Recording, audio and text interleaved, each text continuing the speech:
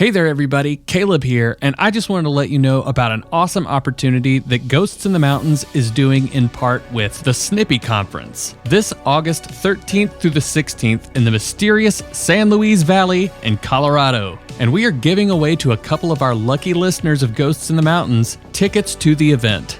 All you have to do is go to ghostsinthemountains.com/snippy, SNIPPY, and just fill out the information there. And if you're not yet familiar with this conference, it takes place on the very same land that the infamous Snippy the Horse case occurred, which has become a huge deal over the years in ufology. This year, you will be able to see presentations from a variety of leading voices in ufology, including Jay Anderson, Mark D'Antonio, Katie Page, Eric Hecker, Stan Milford, and many more.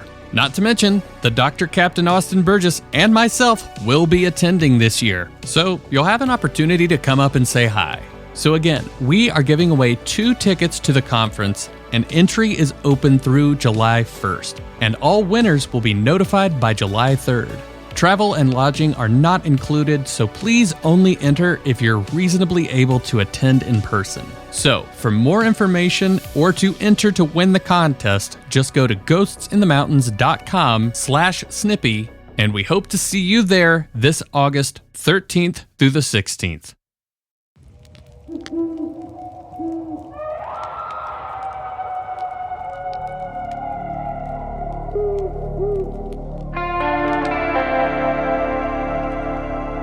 The Appalachian Mountains are some of the oldest in the world, and we just happen to live in them.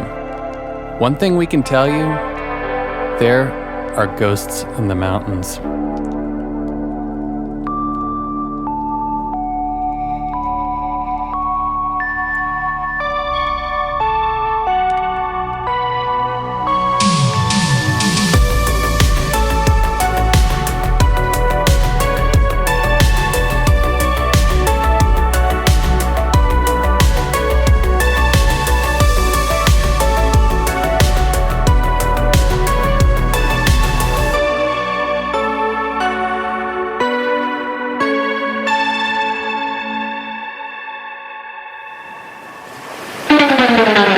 The skeleton hands coming out of the lake. My friend got eaten by a giant snake. We're gonna have fun going down to the beach, but the shade can't keep me out of Satan's reach. We're going to the ghosts in the mountains. Block parties. It's the ghosts in the mountains. Block party summer. Well, good evening and welcome everybody to another episode of Ghosts in the Mountains on our special series, The Ghosts in the Mountains Block Party Summer. I am your host, Caleb Hanks, and with me, as always, the doctor and the captain of his own yacht this beautiful, beautiful Block Party Summer, the Dr. Captain Austin Burgess. Brother, how are you this fine evening? I am doing pretty well, enjoying a nice, hot, humid summer evening. Yes. Physically, we are still in the mountains, but mentally, I'm wishing I'm at the beach right now. Well, when it's hotter than being encapsulated in the devil's bunghole, it's pretty easy to feel like you're on your own Block Party Summer. But, we're already off to a good start tonight because Austin and I got tangled deep into the web of the deep state before we got on the air. So we're primed and ready to be talking about, well, the truth. the truth. And a ghostly entity that's like off in its own island. It's like so far away from any of the crap we were talking about. But as a dark crow flies from the bird bath outside the studio window, it's time to get into the spooky, choppy waters at the coast of North Carolina, and we are talking about something we touched on. I believe it was in our Blackbeard the Pirate Ghost episode. Yeah, it was. That takes place on the shores of the far shores of North Carolina, not the mountainous shores of North Carolina. But we talked about this entity that was almost a bit Mothman-esque in his existence, but an entity known as the Grey Man. And we didn't talk too terribly much about the phenomenon when we were on that episode because we kind of had a lot to cover in that one. Yeah, I think I kind of just found that on the tail end of my research because it was roughly tied into the area. But as I found out, and I think I kind of knew the gist of it, it isn't specifically kind of central to that location there. It really kind of spans the whole coast. Yeah. But I kind of trace back what I believe to be the origins of it, and I think it actually originates in our Southern Carolina, if you will. Oh, the sister to the south. Yeah, exactly. We got started on our trip down there with Union last couple of weeks ago there. Yeah. And then we zigzagged back up to Lake Lure, and now we're heading back down because this, from everything I've found, the Gray Man lore actually originates on a place called Polly's Island. Oh, yeah, I know it well. Do you? Mm-hmm. Yeah, it's close enough to Charleston, which is where we would go as kids to go to the beach. But I believe we stopped in at Polly's Island a few times when we were kind of down there on the coast exploring. Okay. From everything I found, it's kind of like between Myrtle Beach and Charleston, from what I kind of gather. It's an area known as, I guess, Georgetown County. Does that sound familiar? Mm-hmm. Yeah, I never really spent much time at all out there. I just know it's down in the low country of South Carolina, or maybe just the tip of the low country, if you will. Yeah. But it is, technically a barrier island. Literally, it's just like a very narrow strip of sand that actually exists between the Atlantic Ocean and the South Carolina mainland. So it just is one of these places that's continually just been battered and reshaped and occasionally even like cut through by the ocean, by some of these tropical storms and hurricanes that have kind of ran through that area. And by Blackbeard himself, the man that would set his beard on fire to scare his opponents, but never really killed anybody to that last battle. What a weird guy. Yeah, nice guy until he had to defend himself. Nice guy. That's my take, and I stand by that. So yeah, on the ocean side from Polly's Island, you have just like the vast Atlantic. You're pretty much just looking out into the ocean. And on the other side, you start to get into these marshes that the low country Charleston area is kind of known for. And it's just like this whole labyrinth of just these tidal creeks and salt flats and something that locals call pluff mud. Have you familiar with pluff mud? No, I don't think so. Maybe I've seen it, but I don't know it's called pluff mud. Yeah, you may have smelled it before you've seen it. Oh, there you go. So it's like this thick, dark, super sulfurous sediment that just fills the South Carolina salt marshes, and it just smells sulfurous, disgusting, dying. There's actually a brewery around Charleston that makes a pluff mud porter. Oh, nice. So if you're appetized by the sound of that, you can check out the beer after. Hey, who ordered the beer that smells like farts? Right. Yeah, I couldn't think of a more unappetizing thing to name a beer after, but hey, it's on brand for the area, I guess. Yeah, why not? So yeah, it's the island itself is, or sorry, not the island, the pluff mud itself is it looks like it's solid enough to walk on, but it's actually not. It has the consistency of wet concrete, and it has the suction capabilities of quicksand. Oh, I was going to say, that just sounds like quicksand. Exactly. Which I've always seen the meme going around on the internet where they're talking about, like, when I was a kid, I thought quicksand was going to be much more of a problem than it is. Yeah. Well, you haven't met pluff mud but yet. Down here in Pluff Mud Town, you're fucked. Yeah. I mean, there's lots of people and actually horses that have been swallowed by it just as you're kind of riding through, because damn, once you kind of get stuck in that thing, like I said, it's sticky like concrete, and you have that suction capability that starts pulling you under. So it's can be pretty dangerous. But I've seen some YouTube videos that are like tutorials about how to get out of quicksand if you ever get in it. Seems like a useful thing to watch. Yeah, might as well. Yeah, right. How long was that? Like you're wasting 10 minutes of your life? Or? Oh shit. It's like learning the Heimlich maneuver. Right.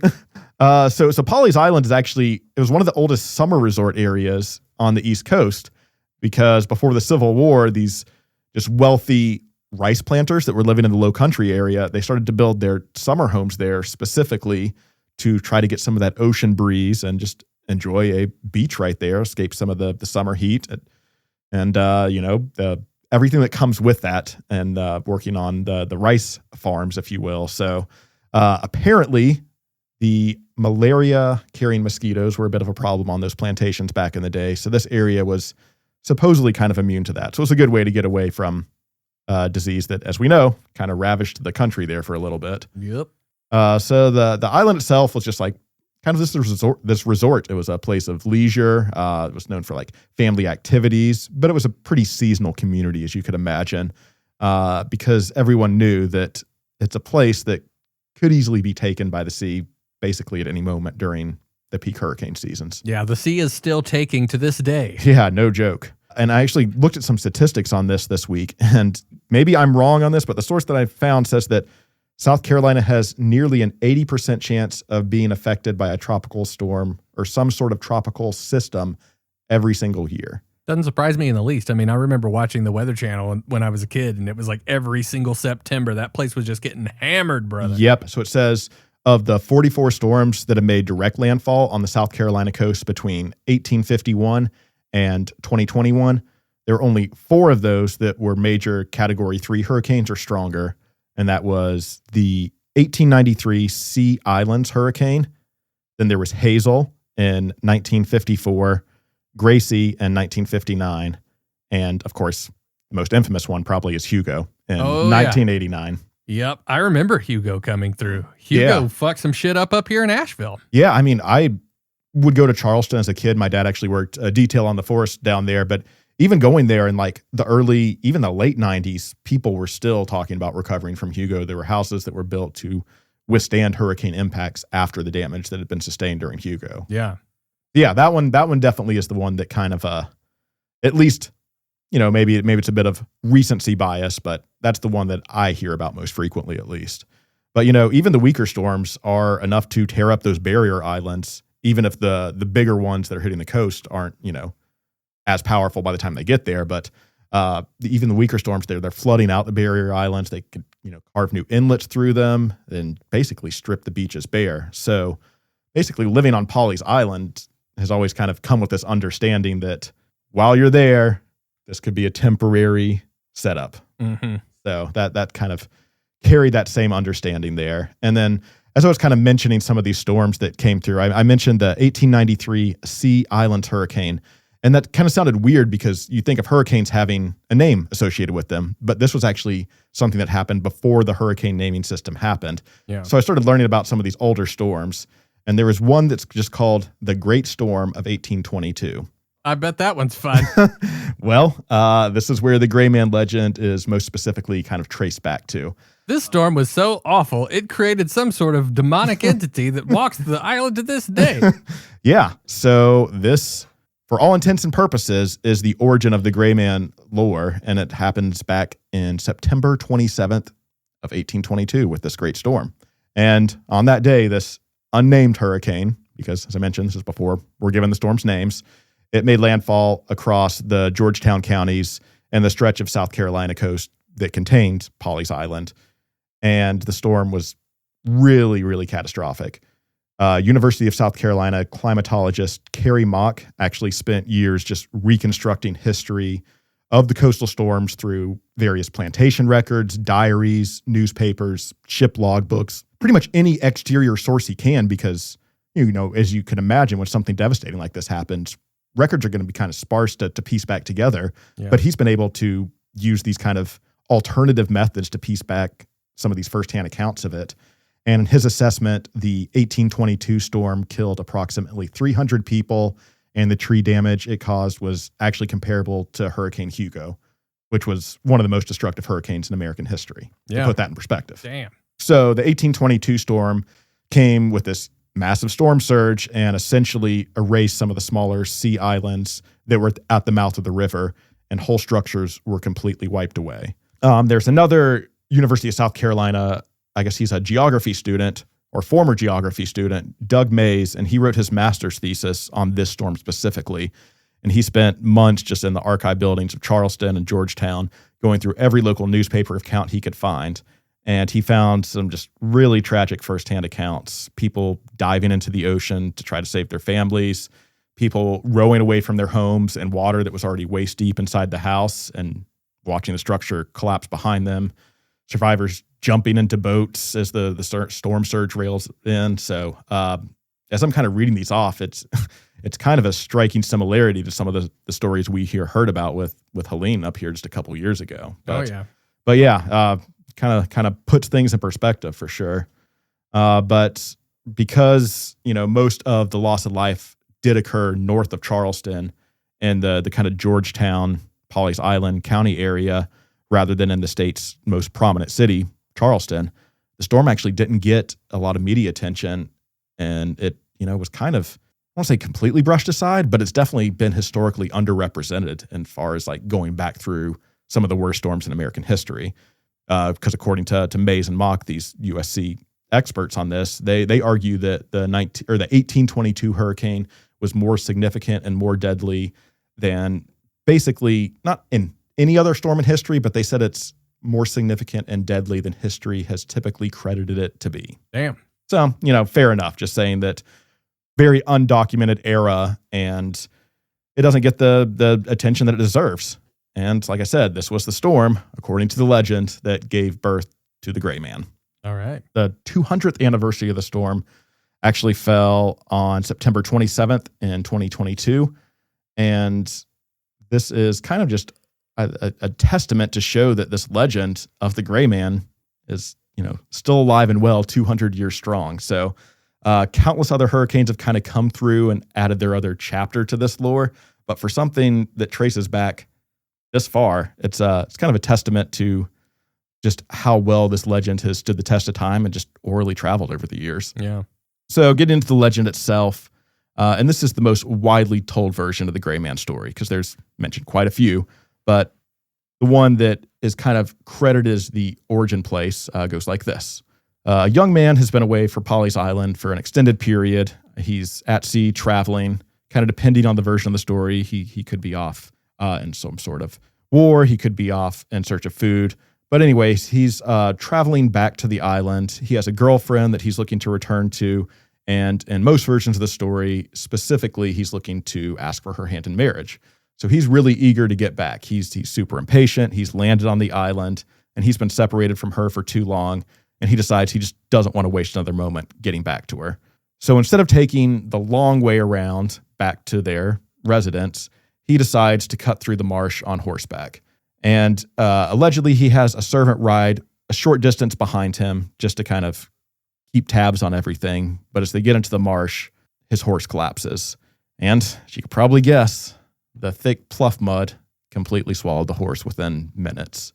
And as that would happen with the kind of consistency and the risks that we kind of highlighted with that, it also swallowed the man as well. The servant watched in horror, but he could do nothing. There was no branches long enough to reach. There was no solid ground that he could stand on to go and kind of try to pull his friend and master out from. So the young man sinks into the marsh mud and disappears before he ever reaches the woman that he was coming back for in the first place.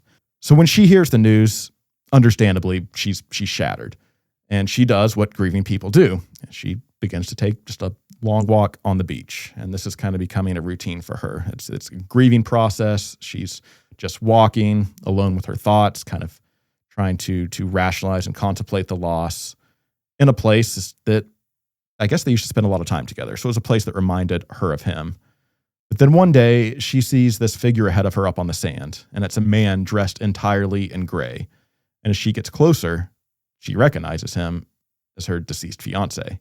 So she walks towards him, and he speaks, and he says, and this is consistent across pretty much every version of the story.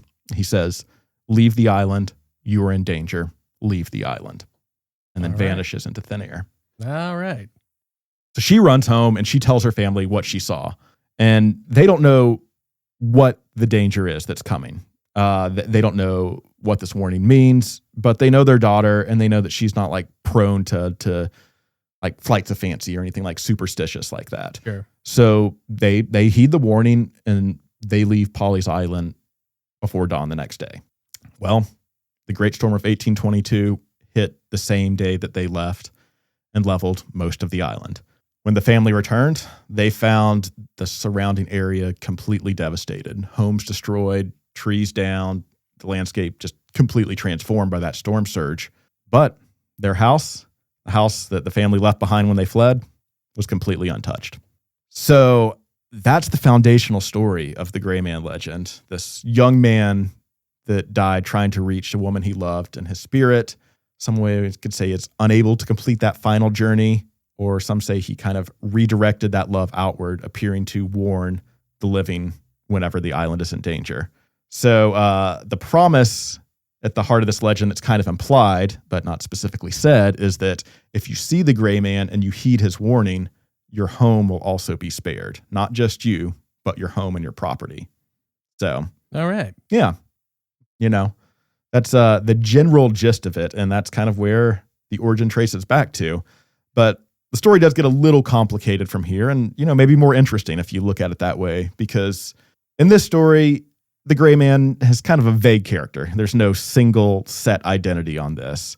And there's a few different distinct theories on who this person actually was. And each one tells you, something a little bit different about the legend and kind of adds their own twist on depending on who the, particular person is telling that particular version. So theory one is just kind of vague like that. It's the anonymous suitor, which is the most common version. That's the one we just told.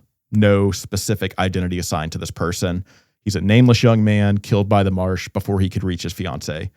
No historical figure that could be traced back to him. No even, verifiable biography that could even identify him as a real, actual person. Just, your traditional love tragedy, throwing some pluff mud, and the ghost that comes back with the almost harbinger of doom warning. I think more tragic Hallmark movies need pluff mud. I also have a second theory. It was Happy Dog doing a scruff McGruff in a trench coat. Anyway, I haven't gotten over how awesome Happy Dog is. So this is actually the most widely circulated version of the media. It's the one that you probably hear about when you're going on ghost tours. It's the one you read about in your South Carolina folklore books, because the way it's written does kind of chalk it up to essentially be folklore. Nothing verifiable, really good story, has a little bit of, moral connotation to it. Some Aesop's fable-y. Yeah, definitely so. But this is where you start to get into some people who try to find, some historical ground in this, which I could respect, because, you're trying to see, is this truly a piece of folklore, or is this traced back to a true tragic event that is documented? It's what we do every week. Exactly. So one version actually identifies the Gray Man as someone named Plowden Weston, who was a confirmed real person. He was a wealthy Georgetown rice planter who was born in 1819. So let me jump back right to that. But he was the original builder of the house on Pawleys Island that is now known as the Pelican Inn. He was just this privately educated British tutor who was sent to school away in England at age 12 and eventually studied at Cambridge. And then he fell deeply in love with a woman named Emily, and they had a daughter, and ended up moving back towards Pawleys Island. And basically when he sailed home to ask his anti-British father permission to marry Emily in the first place, I guess what followed was apparently a wedding gift competition between the two fathers.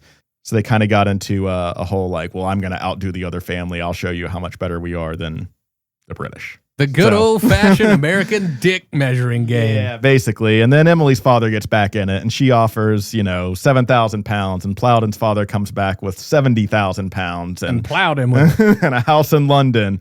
And basically, Emily's father's like, you know what, you win. You could keep this one. So Plowden and Emily get married, and they take all this money, and they settled in the Hagley plantation. And then they built a summer home there on Pawleys Island, which eventually became the Pelican Inn. What a beautiful name. Hagley. Yeah, Hagley Plantation. So when the Civil War began, Plowden became a commander of the Georgetown Rifle Guard, and he basically signed up, armed, uniformed, whatever you want to call it, 150 men out of his own pocket. He's providing not only the materials for, he's sitting here fronting them up, using this generous wedding gift that his father has given him to help build his own little militia, or I guess legitimate army at that point. Yeah, I was going to say, this dude's forming his own fucking secession. Yeah, right. So near the end of the war, he actually contracted tuberculosis, as we know, was one of those things that really got people back in the day. Which is weird, because he was statistically probably more likely going to get malaria. Yeah, right. And he didn't make it up to Asheville to cure his tuberculosis. What an idiot. So by January 1864, it was clear that he was dying. And at his request, each of the Hagley servants traveled to Conway, South Carolina, where he lay dying. And so that he asked that he could give each one individually a small personal gift of remembrance. It was his last act, was asking to be carried to his home by canoe down the did you say this? Waccamaw River? Is that Spell it. Waccamaw? Waccamaw River. Yeah, Waccamaw. Yeah. It's walk a mile, but they got real like lazy with it. Waccamaw. Oh, sorry, no, it's whack-a-mole. Right. So yeah, that's kind of the gist of it. And they basically allude to, as he's drifting off, his spirit became the Gray Man.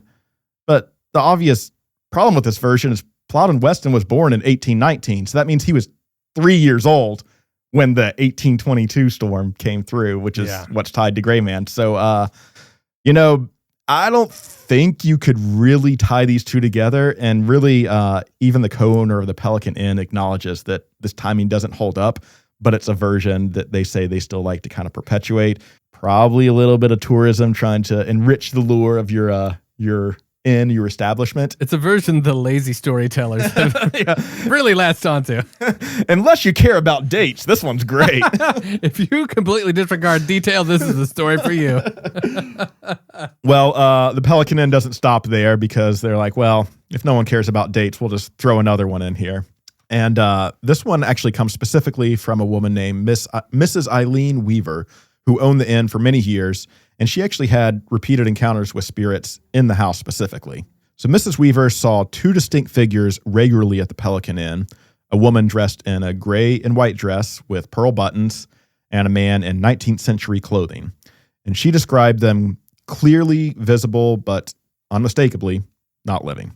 So when Julian Stevenson Bullock, who was the first writer to put the Gray Man legend in print, when she brought her collection of 19th century photographs, she actually went to Mrs. Weaver and asked her to identify the figure that she'd seen.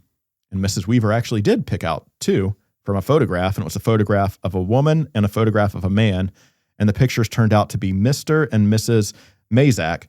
They were cousins of Plowden and Emily Weston, who actually inherited the Pelican Inn after Emily died. So since the Westons had no children, they kind of were the surviving heirs.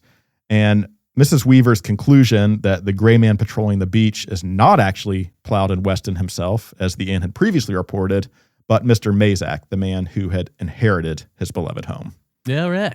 Again, if the timeline doesn't match for the Westons, it definitely doesn't match for the Mazaks. Right. So, these stories are great if you don't care about timelines. And of course, this version again doesn't track with a timeline whatsoever because it just can't. It's even worse off than the others. But it didn't stop it from being widely circulated through the telephone game effect either way. And in this version, a Confederate soldier returns home from war wearing his gray uniform, and he rides hard to reach his fiancée on Polly's Island, arrives to warn her of an approaching storm, and disappears. The family survives, and days later they receive a telegram informing them that the soldier that they had just seen warning them of the storm actually died on the battlefield weeks before he appeared to them. So, doesn't time out at all with the timeline of if you're trying to link this back to the 1822 storm. But I kind of like the whole twist on that one. It's very M. Night Shyamalan like to have the twist of he wasn't actually there in the first place. They're seeing dead people. Yeah, that's weird. So yeah, I think that, as time goes on, legends kind of adapt through oral transmission. And the thing about this legend is that it did actually survive for 2 centuries of just oral transmission before it actually was documented. So it's not going to stay static with that. And you think about some of this, like we talk about enriching the lore. Of course, you have a place that's on Polly's Island that has some historical significance already. Like, why don't we just tie it all together and lump the Gray Man into this place as well? It's kind of what I think is going on there, when in reality, the true origins of the Gray Man lore seem to just be a piece of folklore more than something that's actually historically verifiable. Yeah, an old pirate's tale. But I mean, so as far as you could tell, though, do you think that this is something that is borderline hodag and or boojum, where it's just like, hey, tourism will more than likely rebuild our place after all of these hurricanes that just slam the shit out of us, and there's people that are kind of utilizing that folklore to draw the kind of like spooky interest people towards that to spend money in the area? In a way, maybe there's a little bit of that going on, but I think there's a little bit of just unexplained strangeness that still kind of plays into some of this because, like you did mention, it is kind of that harbinger of doom element that comes with this. And it's something that it didn't stay localized to Polly's Island, as I kind of alluded to in the top of this episode. This is something that's spread across the coast because I think I might have even mentioned this in the Blackbeard episode. My exposure to the Gray Man was actually in Folly Beach, right off the coast in Charleston in South Carolina. It was, I can't remember what hurricane was about to come through, but we were on the island and one of the locals was just like, oh yeah, well, I guess you got to look out for the Gray Man. And if he comes through, then you'll know it's time to leave. And he kind of filled us in on what that was. And I share that because I think that just shows that this isn't something that is just a piece of folklore that people kind of brush off. This is something that, be it superstitious residents maybe, but residents actually take heed in and kind of look for something like this. I think that if you lived on the coast down there for that long and you'd seen that many hurricanes come along, you'd probably get superstitious about that shit too. Yeah. It's funny because, I mean, like we grew up going down to Charleston. I think I was in the second grade the first time we ever went down there, but we were always on Folly Beach. I was mentioning to you that I learned how to swim in a friggin' tide pool down there. Yeah, I mean, but I never ever heard anything about the Gray Man, and if I did, I was either too young to really know what was being talked about, or I just wasn't paying attention. But I don't remember ever hearing about it until you and I started doing the podcast. Yeah, it's an interesting one because while there are, bits and pieces that kind of get stretched and your own flavors thrown in, there's a lot of consistencies across all these different stories too, because, just going down to his appearance across all the versions and all the sightings, there's a lot of things that are consistent. It's the gray coloring, not just his clothing, but his entire appearance kind of seems to be described as gray. Like he wears this long gray coat and he's described as sometimes wearing a hat, but witnesses describe him as having like gray facial features as well. Nice. Almost like the whole thing is just like a solid color. Some people have even said that some of the clothing they've seen him wearing resembles a pirate's dress. So I don't know if that's some of the pirate lore coming into certain areas of that. But a lot of people basically say he looks like a figure that's seen straight out of the 19th century. But even just going back to like the build and description, pretty much every sighting describes him as having a medium build. He's usually seen on the beach. Some people have seen him stepping out kind of on the dunes overlooking the sea. Some people have even described him as waving from the shore. And in several accounts, pretty much all the accounts, he's seen directly walking towards the witness before disappearing into thin air. So it's almost like there's little variations, but the key factors are all there. Dude, I love some of the imagery that this shit is popping up with because, like, I don't know what it is, and I don't know if you all at home feel the same way, but I think you might. There's something very wistful and romantic about the ocean. Mm-hmm. I don't know what it is. It's like every time I see the damn thing, I start hearing Enya playing in my head. I'm thinking about this frickin' whatever this entity is. I just love it. The idea of him being in kind of like almost this like pirate coat. Because dude, the pirate coats are just the shit. Yeah, for sure. If I could wear that every day, I would. But yeah, I don't know. It's weird. It does seem though like people seem to see this motherfucker. Yeah. I mean, there's various reports. A lot of them say that he has no visible legs below a certain point. He appears to kind of simply float or trail off. Because he had peg legs. that could be one possibility. But yeah, they say that despite the main folklore story where he speaks the words, leave the island, almost everyone that's actually claimed to have witnessed the Gray Man entity himself say that he never speaks at all. He simply will either raise a hand or just simply kind of stand there staring at you before fading off. Even spookier. Yeah, for sure.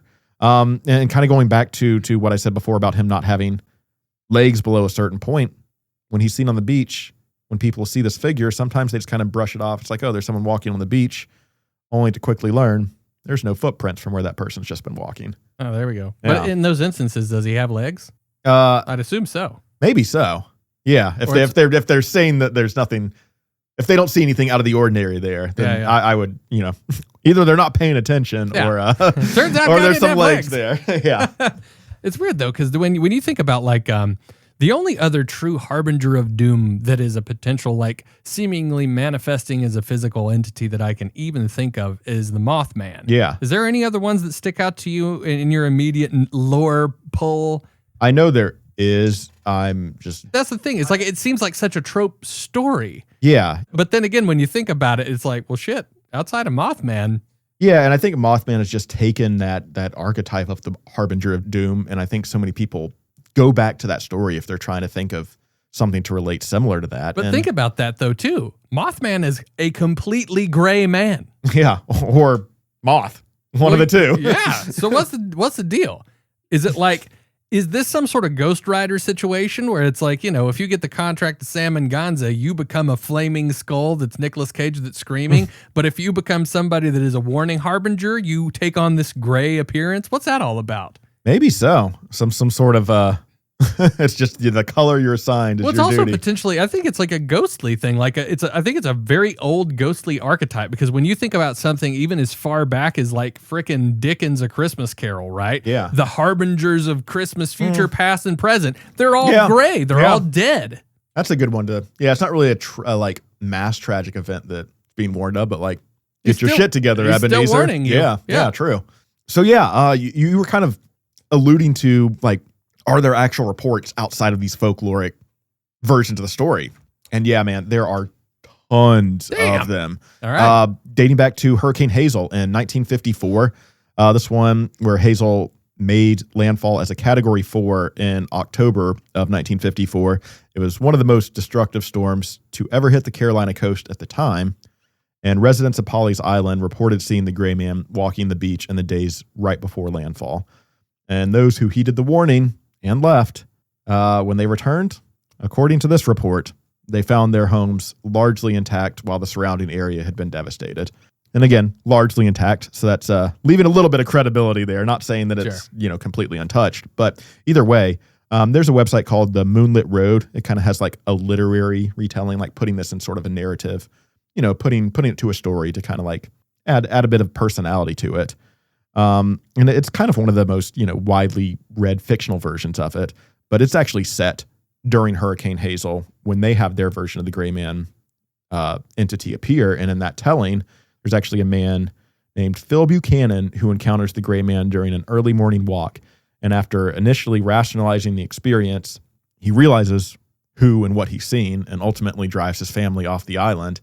And they return to find their house untouched while the storm wiped out nearly other home in the island's south end. All right. So according to that one, based on a bit of a true story there. And again, 1954 isn't that long ago that we can't look up to see that some of this is not, unverifiably, not disproven. But then we jump ahead in time a little bit to Hurricane Hugo in 1989. And this is the sighting that I think really brought the gray man into national attention, because it's kind of the most thoroughly documented cluster of encounters on record, which I really love, because it's not just one person being like, oh yeah, I saw the gray man before a storm. It was multiple people reporting some sighting of the gray man entity. Let's go, dude. So to mention, Hugo made landfall near Charleston on September 22nd in 89 as a Category 4 storm again, and the damage completely catastrophic. In nearby McClellanville, the storm surge reached 16 feet. And on Pawleys Island, Hugo's surge literally cut the island in two, carving out a whole new inlet, and more than 100 homes were lost. Holy shit. But multiple sightings were reported on Pawleys in the day before landfall.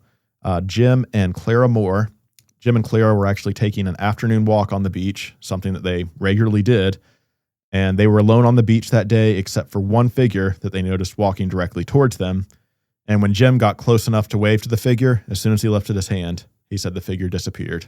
All right. And this is where it gets weird. Their neighborhood, completely devastated by Hugo, but their house sustained minimal damage. And Jim and Clara actually went on Unsolved Mysteries in 1990, and told their story about the gray man encounter and how their house was mostly spared. And Jim's exact words from that interview: we were taking a walk late in the afternoon, which we usually do. You see so many people walking on the beach that time of day. But that particular afternoon, we saw the one, and he was coming directly towards us. When we got within speaking distance, I raised my hand to say hi or beautiful evening, and he disappeared. Man, I got to dig up that episode. Yeah, 1990. Let's see, in October of 1990. So maybe we could piece some stuff together to find that one. Oh, hell yeah, dude. And it doesn't stop there because Melanie Moore Tanner, so note the last name there, or former surname, she actually later told the same story to the producers at the Weather Channel because that was her parents that experienced that. Oh, hell. They saw the shadowy male figure dressed in the gray coat before Hugo, and their home survived.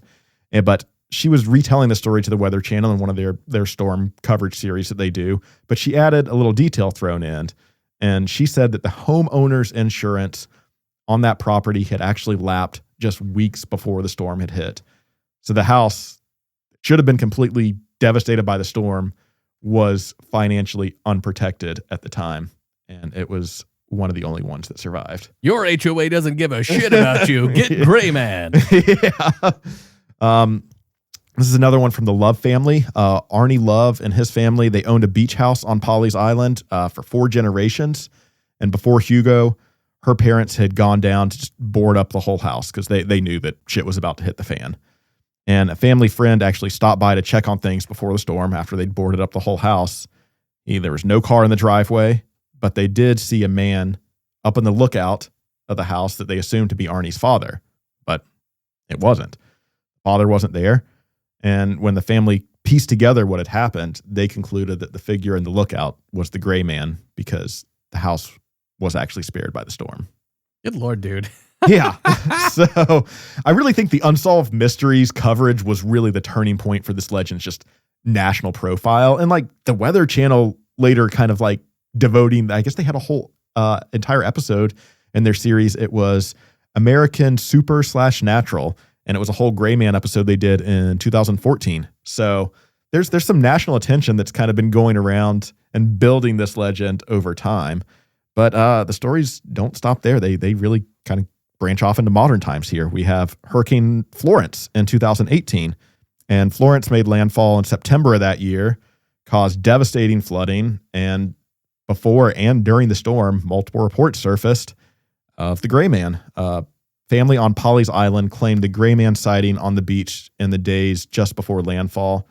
And perhaps more significantly, there was actually a video that circulated that ghost hunters and paranormal investigators claim showed the Gray Man on a dock during the storm. And the figure appears on what has been described as the Avalon Pier, which is actually in Kill Devil Hills, North Carolina, which kind of seems to be connected to a bit of a different variant or variation on the Gray Man lore. We'll get back to that one shortly there. But the video we referenced is actually on YouTube, and it's worth looking at directly. It is, as you'd expect, just kind of ambiguous. Like you see an image of a gray, somewhat indistinct figure moving through the storm, but it's definitely something visible there. All right. It's if nothing else, when you're looking at lore like this, you're going to ask, well, has anyone got a picture? Has anyone got any video? Yeah, but it's as good as your average UFO film. So, sure. But again, we continue to see this Gray Man lore popping up even in the modern hurricane context. And this was actually from 2022 with Hurricane Ian, which I believe was actually, if I'm not mistaken, probably the storm that I was down there at Folly at when I learned about the Gray Man. But there's a photo that circulated on a Facebook community, it's kind of a local page that was taken during Ian's approach.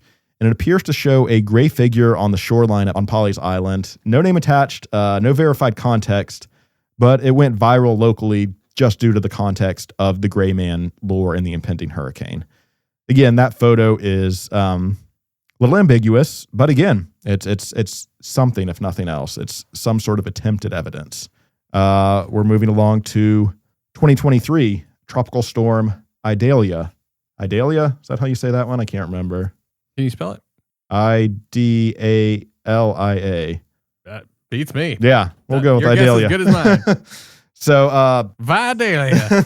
this is one of the more specific ones. There's a woman named Patty Davidson who actually had a beach cam running at her home in Litchfield Beach, which is in the Pawleys Island area.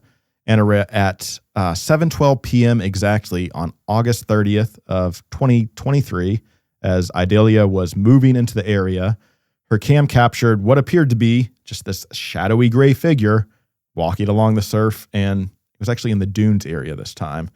And you could find the still image on a local news station, WPDE. It's their website that actually covered it and did a full story on it. So you could check it out if you like. They described the still as showing a figure walking on the beach. Again, draw your own conclusions, but nothing else. It's an attempt to find some sort of documented evidence of this lore that's been around for 200 plus years at this point. Yeah. But yeah, going back to the documentation on this, as I mentioned, it's commonly tied back to the Great Storm of 1822.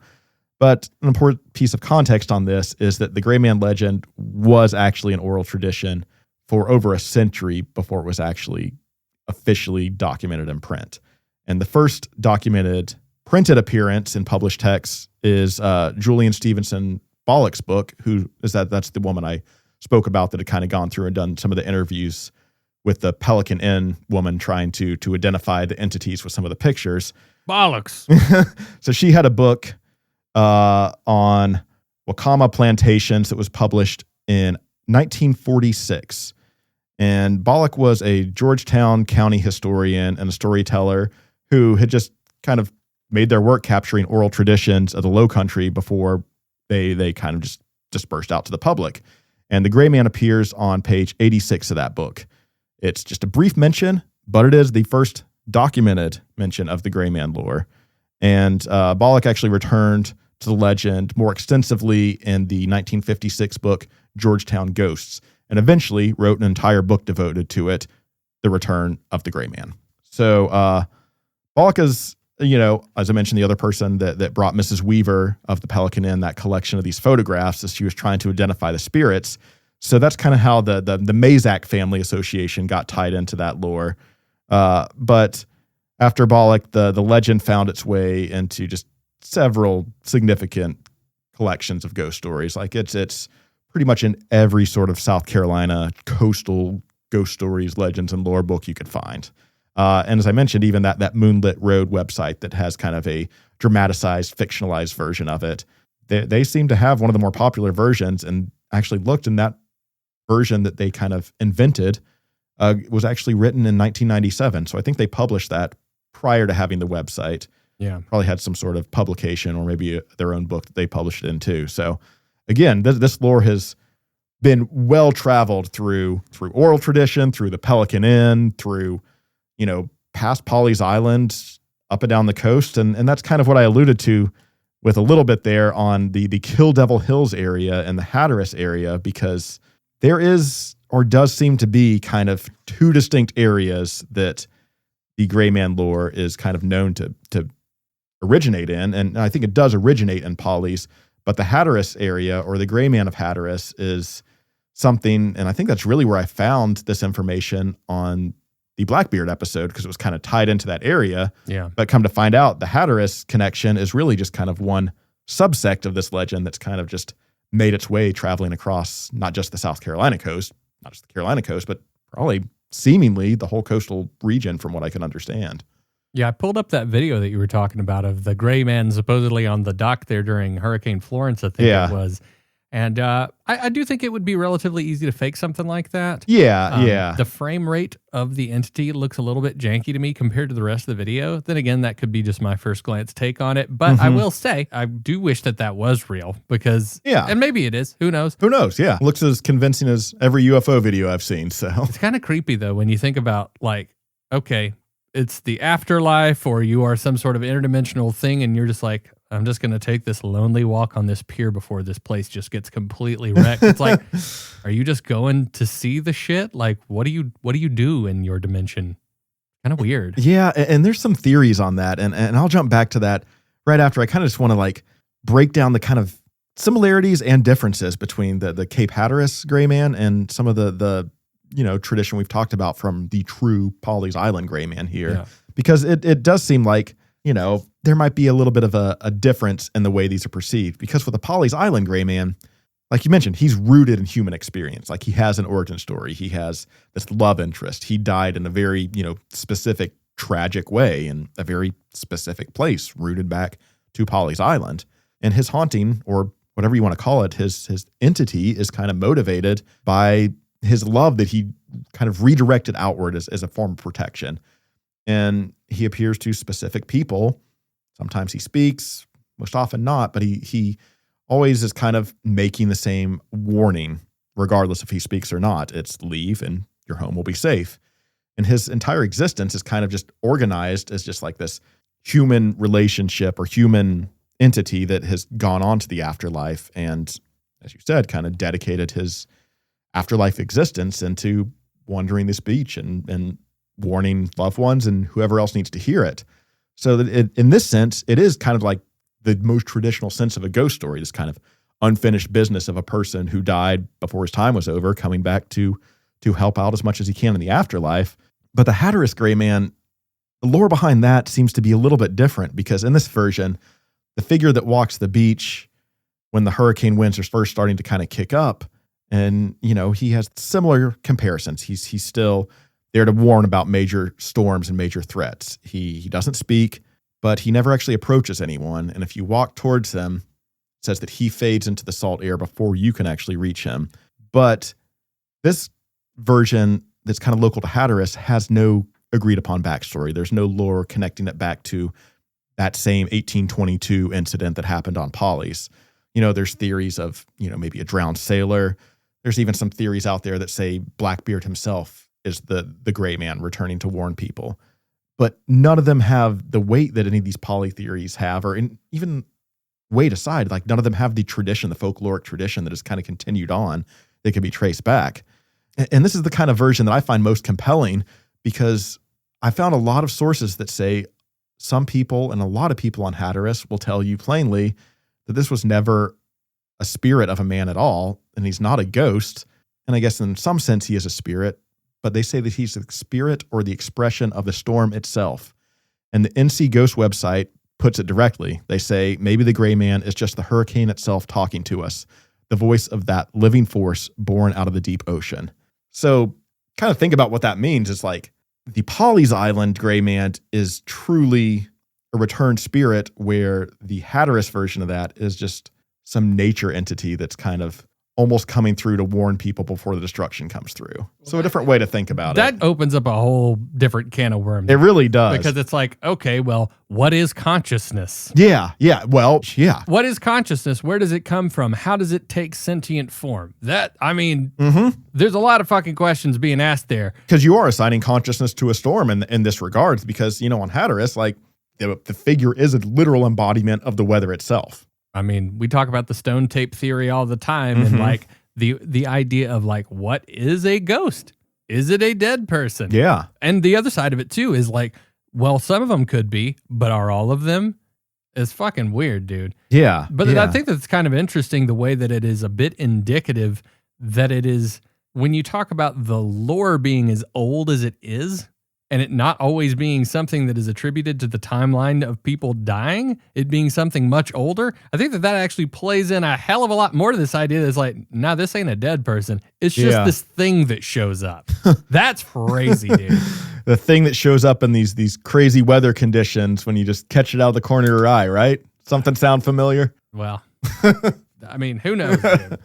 Yeah. There's actually a brief mention of another incident that took place in Murrells Inlet, which kind of has its own version, which is near Myrtle Beach. And I thought this one was actually worth mentioning because it kind of sits between the two geographically and in lore too. But in this version, there's a fisherman who's out on the water and he spots a gray figure on the shore with his hand outstretched, but he's not waving, but signaling to stop. And the figure vanishes before the fisherman can actually reach the shore. But hours later, a powerful storm rolls in, and you can kind of guess where the rest goes with this. But with this one, there's no backstory. There's no like protection covenant, like no guarantee of if you see the Gray Man, anything's going to be saved. There's not really any like warning or words or anything with this.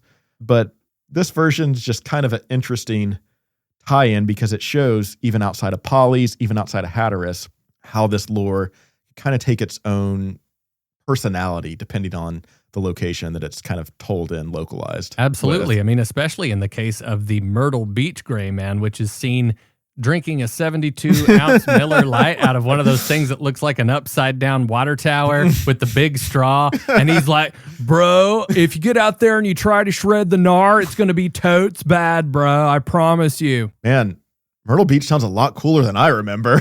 Yeah, well, it's also, he's wearing one of those T-shirts, this like Gatlinburg-style airbrushed.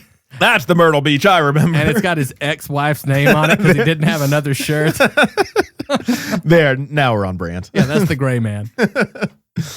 So yeah, as you can see, there's a lot of things that do connect these Gray Man entities across Polly's, Myrtle's Inlet, Hatteras, but they all kind of have their each, own distinct personality and twist depending on the area that they're kind of localized in, which I think is cool because, it's like the Gray Man isn't just Polly's Island's story to tell. It's for the entire coast. It's kind of a shared tradition. I think that's kind of neat. And you don't see that a ton of places. He doesn't get up to Jersey Shore? I mean, I haven't seen the Jersey Shore Gray Man lore, but I'm not saying it's not there. That has a good ring to it. Jersey Shore Gray Man lore. That is very interesting that that it is kind of central to that area and also makes his way to Kill Devil Hills, which I will stand by and die on that hill. That coolest fucking name of all time. Whoever was naming shit down there around that time. Rock and roll. Yeah, so I do think that that's really cool. I did find that there's a few other kind of storm traditions that are native to the Low Country area. There's actually the Blue Lady of Hilton Head, and that story kind of, the gist of it is that in 1898, a hurricane killed the lighthouse keeper on Hilton Head Island, and his young daughter, who is described as a little girl in a blue dress, continued searching for her father after his death, and she's reported to appear near the lighthouse before hurricanes strike the coast. But unlike the Gray Man, she's not this warning figure so much as just a haunting residual spirit. Yeah, the coast does melancholy well. Yeah, and this one I found especially interesting after a couple of weeks ago. The Hounds of Hell, spectral dogs believed to be the spirits of hunters or warriors that have been reported to howl through the marshlands and coastal dunes before major storms. Their howling is heard in the pre-storm winds. They don't appear as visions. They're an auditory phenomenon. So when you hear them, it's a sign or warning to seek higher ground, which I think that one, you could see how that one could, have a little bit, not so much reality, but you hear some of these hurricane winds and you could convince yourself that that's some sort of like, oh yeah, ghostly spirit dog howl. Yeah, with all the weird ass, like gnarly kind of tree formations that they have down there near the coast. Oh yeah, cutting through some of that. Yeah, cutting through some of that shit. I bet it makes some crazy ass noises. Yeah, for sure. So I like that one because, you don't run into ghost dog lore very often, but it seems like we might be doing that here a little bit recently. They're good boys. They're good we boys. Love them. So yeah, I like this legend a lot because it's not just a piece of folklore. It's actually, it serves a purpose. Like, I think it's, sure, it is an interesting piece of folklore and it makes for a great story, but there's just a lot of layers to it that kind of come with just this only harbinger of doom, but just kind of like a watcher or something. Yeah. And it's almost like you said, kind of has that fable connotation to it, to where there's a bit of a moral to take away with that. And it's like, with that, maybe the moral to take away is like the thought, or giving you the courage to leave behind your possessions, leave behind your property and your everything that you value, because life's more important than that. And even if you come back and your home is destroyed, who fucking cares? You're alive. Yeah, you have your family. Yeah, right. Who gives a shit about your home? I mean, that really is, again, we kind of talked about it being like an Aesop's fable thing. Yeah, exactly. Kind of a... This could just be a long-survived allegory for people that frequently lost things due to giant storms. For sure. I mean, you got to think that this could even predate the 1822 Great Storm, for that matter. I think... Dude, that part of the world's been hammered forever. Right, yeah. Like, that's an easy kind of origin point to turn to when you have an event like that that's kind of like, yes, it's historically documented, but in a way, from what you've seen from some of these USC, professors, they say that for the most part, this thing kind of got swept under the rug and didn't get the attention it deserved. So it's kind of an easy way to tie the lore back into it and be like, well, let's start giving some attention back to the storm that doesn't have a lot of documentation to it. Oh, yeah. And let's link the Gray Man ambiguously through this very vague 1822 story of the returned lover. Yeah, he's the boogeyman for coastal homeowners. Yeah, something like that. But I do think that is a really interesting thing, this lore kind of going on, because I bet there was a lot of people that were like, no, I'm staying with my home. I've worked my whole life for this. For sure. I'm not leaving. But again, it's like they almost were trying to create an entity to be like, to convince you that there was something otherworldly at play, to be like, you have to let go of your materialist bullshit. Yeah, basically. It's like alive is better than dead and still in your home. Yeah. But I have to say that, like, number one, I really genuinely love this.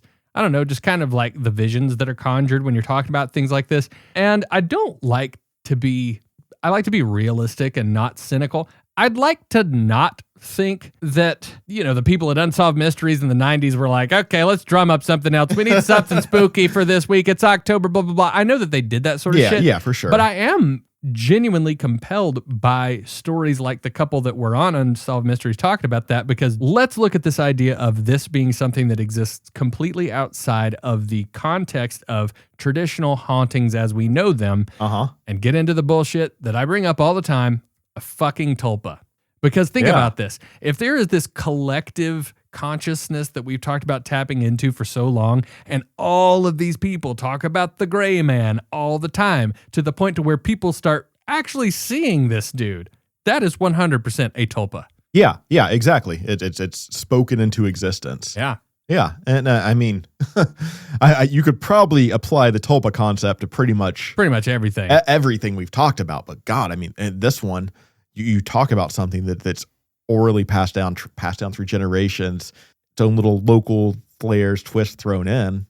You could see how, if you're going on the concept of tulpas, thought projections, you could see how a literal entity like this kind of makes sense in that context, especially when you have so many people locally maybe projecting the same thoughts out there. The other side of it too, outside of the guy disappearing and shit, there could be people that like to act as though they are the Gray Man. And yeah, the disappearing act's the tough part to pull off. I don't think he disappears in every story, but there could be people out there that like dress that way because they're like, you know what? I'm going to make these people think this shit is real because they need to get their asses off the island. Yeah, that's a good. Evacuation orders can only do so much. So yeah, if somebody's like, if Gray Man is like the boogeyman in all these people's minds, and they're like, holy shit, it's that guy, I would probably think twice about it. Right? You know what I'm saying? Oh, for sure. Yeah, I mean, it's wild too because it's kind of left ambiguous for a reason in that regard, because it's like, I don't know, there's a lot of fog, there's a lot of haze out there in pre-hurricane type weather.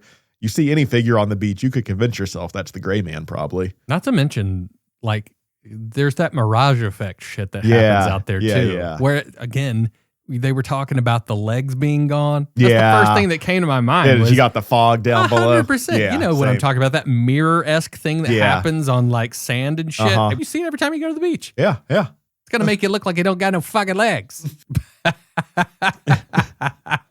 Yeah. So either way, I think this one's really cool because, it's a significant piece of South Carolina, really coastal Carolina folklore, but it's also kind of comes with its own purpose and utility that's kind of practical when you lay it out like that. Absolutely, man. But that still does not take away from the mystique of the story. It doesn't, because like I said, you have these people reporting it. Like, you've got the people in the Facebook groups. You've got the people that the freaking news stories coming reporting on. Like, it does draw up a good news story around hurricane time. And maybe it, I don't know if lighten the mood is the right word for something like that, but at least it makes for an interesting article. But like, to have something like that, you got to have some sort of photographic video evidence. And, at least people are trying, whether it's conclusive evidence or not. It's at least something to kind of continue to add to the lore that's been around for so many years. And something for jackasses like us to look at and try to solve it. Right? Well, yeah. I mean, I don't think I'm going to be going down to the coastal Carolinas during an impending hurricane, but in case I ever find myself on the coast during an impending hurricane again, it might be something I have to do a little more, maybe intentional, keeping my eyes peeled for. Yeah. Well, I suppose that will lead us to the tail end of our island adventure today, then. Yeah, I don't think I've got too much else, unless you have anything else you want to throw into this one. Well, I might not have much to throw into this, but I've always got some bullshit to talk about on the Midnight Broadcast. Our after show that we usually do after every episode, which we are going to do directly after this. But I got to say, man, I was pretty skeptical about the actual reports, if there was going to be many actual reports of the Gray Man, because again, as every subject on this, I know very, very limited knowledge before we go into most of these episodes. But it was really, really exciting for me to hear that many people being like, oh yeah, we saw this motherfucker. Yeah. That's wild. And that they're, you've got him kind of through the different eras of the hurricanes too. It's like, he didn't really skip an appearance on some of these major storms as they were coming through. Yeah. I mean, that is some super wild shit. And man, I'm tempted to look for that Unsolved Mysteries episode. Yeah. I mean, I think it's definitely going to be of an era and it's going to be such a vibe, but I would love to check it out. Dude. OG Unsolved Mysteries. Yeah, that's what I mean. Yeah. A lot of the episodes are, crime stuff, but when they did paranormal shit, oh my God, it was the best, dude.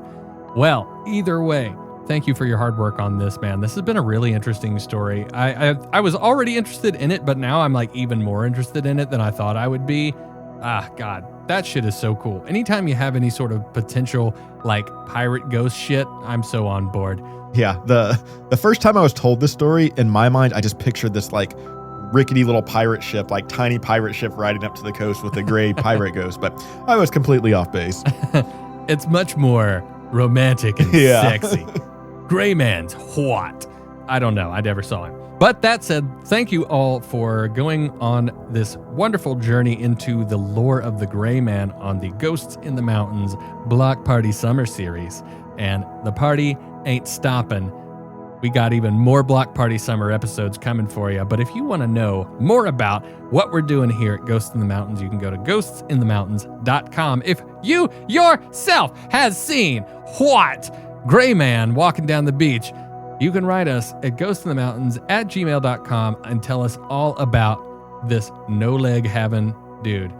But also, we are going to continue our conversation about the Gray Man on the Midnight Broadcast, our post show that we do every week. All you got to do is be a paid subscriber on our Patreon, and all of the links for that are at ghostinthemountains.com. But all that said, thank you once again for listening to Ghosts in the Mountains, and we will catch you on our episode next week.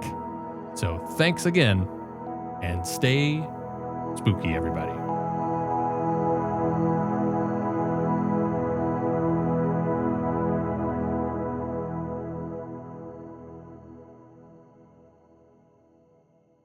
Holy shit, dude. Are you DCB? It's me, Myrtle Beach Gray Man. Dude, let me tell you about this crazy shit that happened. So, I got my giant 72-ounce Miller Lite, right? And they put me on the Vomit Comet. It's like a human slingshot, right? It just flips you around in the air. Dude, I hurled like 6 gallons, bro. Didn't even realize I was drunk. Anyway, stay off the beach. There's a hurricane coming. You are my favorite person from Myrtle Beach I have ever met. At least Myrtle Beach Gray Man's kind of useful. All right, that story probably happened. Good night. We'll catch you on the Midnight Broadcast.